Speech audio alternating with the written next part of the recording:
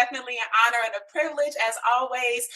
Thank you, Dr. Goodkin, and it was Lisa, she stepped away. But thank you, Lisa. I know you can probably hear me in the house somewhere.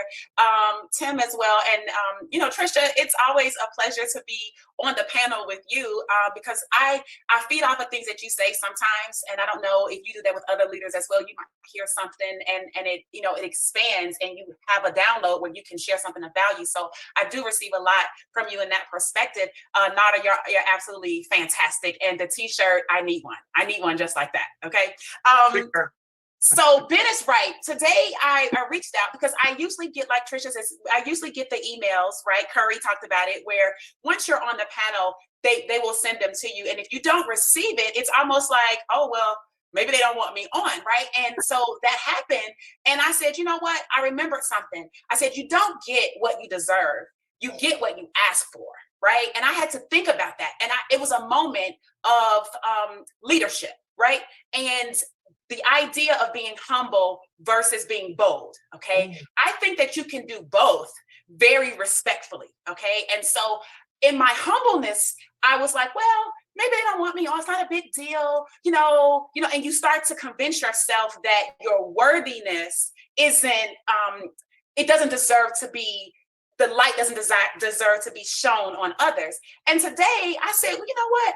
I'm just going to reach out to Ben, and doggone it, the worst thing that man can say is, no, lady, we do not want you on this call. That's the worst he could say, right? So I said, hey, listen, right? And I sent him a message and he said, absolutely. And so the first point that I want to make is that you have to go for the things that you want. It may seem small. It's not that I want the call, right? That's not what it is. It's about, listen, we're moving into a space with this company where leadership is everything. Culture is everything. We all have an opportunity as leaders being in other companies and value that we bring and our expertise along our journey to make LiveGood the absolute best thing smoking ever. And I feel that if you have the ability to lead, that the only way Lisa or that Dr. Goodkin or that Ben or that Nada knows that is you have to demonstrate it by your production, but you also have to open your mouth, okay? And let people know that, hey, I want to be a part of the legacy that we're building here. So that was the first thing with that. The second thing is I am an avid, I've talked about this before, but the science of getting rich. This is a little mindset, right? My pen just dropped. The science of getting rich. And I'm just going to really recommend that everybody go out and get this book, okay? You can do it on free download. I think they have it on some places. I like the physical book because this is like a reference book for me. I literally have every single thing highlighted. I go to it over and over. It is not a book that I've read. It is a book that I read on a consistent basis. And sometimes when there are things that get caught in my psyche that kind of can trip me up, I come to this book, right? Some people might go to a spiritual source, but I'm talking about from business, right? In business. And so sometimes in business, I have to go to a reference point that reminds me of things that I know, but it's called a recollection on purpose because you collected the idea, but you now need to recollect the idea, right? Or remember. You already know, but you need to have it remembered, right? And so there's three things. There's a chapter in the book here that it's called Some Cautions. It's actually chapter 16. It says Some Cautions and Concluding Observations. It's assuming that you've read all of the other material, and now he's summarizing. This is by Wallace D. Wattles. He's summarizing the main points, right? If he had to give you the gist, right? And there are three things that I want to highlight. Number one, he says, never for an instant be betrayed into regarding that supply is limited. So what that means is, as network marketers, I hear it so many times in my team, and other leaders might hear it, where people are like, hey, nobody wants to join, right? Nobody is listening. Nobody's I live in this town, and nobody in my town wants to sign up, right? I live in Atlanta, and I'm sure I could tell you, hey, nobody in Atlanta wants to join, all right? And I'm telling you that you cannot be tricked into thinking that supply is limited. There is an abundance, and you hear Nada speak it from a statistical standpoint all the time, right? All of these millions of people that exist on the planet, and for some reason, it is your limitation that you create. We don't even create abundance. Abundance is there. What we create are the limitations. Yes. And so the ability for you to not get tricked into the betrayal that supply is limited is an important aspect. And then he says, even if you find yourself doing that, he says you must correct yourself instantly. I call that pivoting. A lot of people call that pivoting. So the idea that you're never going to think these things is a fallacy. You're human. Your brain is going to pull that stuff in, but your ability to pivot, catch yourself. In other words, I'm thinking something I shouldn't be thinking. Let me shift.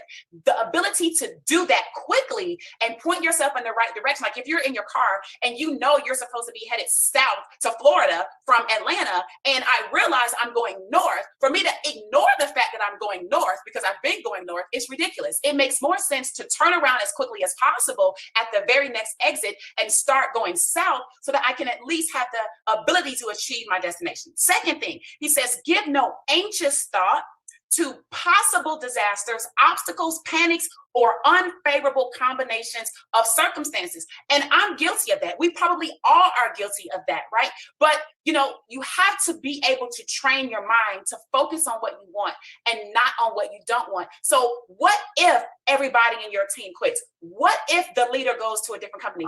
What if somebody says something bad about LiveGood? What if you cannot give anxious thought to these things? Because a lot of times in our business, you start thinking about that stuff and you create self-sabotage. And that means you don't even talk to anybody because of your fear of what the person possibly could say, but they didn't even say it. It's you're saying it for them. And it's because of your anxious thought to disasters and panics and unfavorable combinations of circumstances. Most times it doesn't even happen. And here's what you should know by now if you haven't figured it out yet.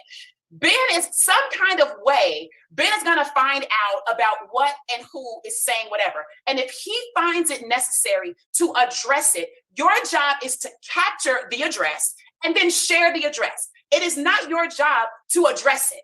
It's your job to share the address from the authority who you can't get any better than a CEO. So my perspective is this: if you've got something negative to say, and if I send you another Ben video, right, the Ben shut it down video, and you still have something to say, then you're not joining. And I'm okay with that because I can't, if you can't be convinced by the man who's kind of running the show of this whole thing, then there's nothing I'm going to be able to say to make you do it. So don't give thought to those anxious disasters and, those types of thoughts. Third thing, guard your speech. Guard your speech. I tell my son this all the time, and I know everyone on here has children. Guard your speech. I tell my son, think before you speak. And something I've noticed in just all of these calls, the Thursday calls, the Friday calls, even when I watch other leaders just on the social media and things like this, I'm an avid listener and I watch people. And if you listen to every single speaker here, they are very careful with what they say.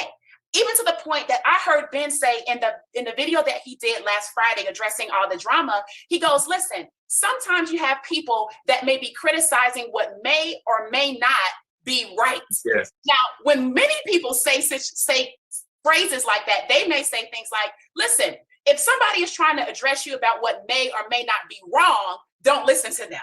But Ben didn't say that.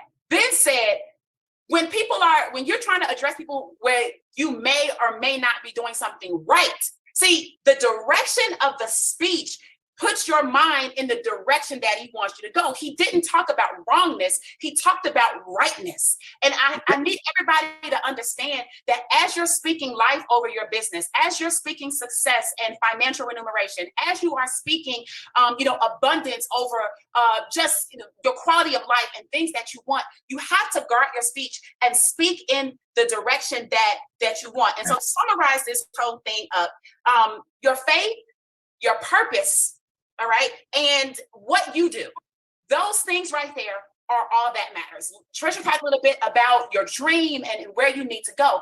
Curry talked a lot about, listen, just do what's in your control, okay? And what I'm saying to kind of wrap all of that into what I'm sharing with you is that things might seem like they're failing, but you have to be able to see through. They say, walk by faith, not by sight. So what does that really mean? It means that even though the physical world and the numbers of the people in your team, which drives me batty when it goes down, I hate it, Ben and Brian and Lisa. I know you and Curry, I know you guys see it, right? I hate it but I have to look through that. And if my numbers drop sometimes because you're trying to cross a threshold and then you wake up and it's changed, I'm telling you, you have to see through that and know that the numbers that you desire are coming based on what you speak and based on what you think. And so it's super duper duper important that you wrap your mind around the science of getting rich. Okay, you can put your spiritual stuff on it as well, but you have to know there's a science to it, and you have to abide by the principles in order to get the results of the seeds that you sow. So with that, thank you, Ben.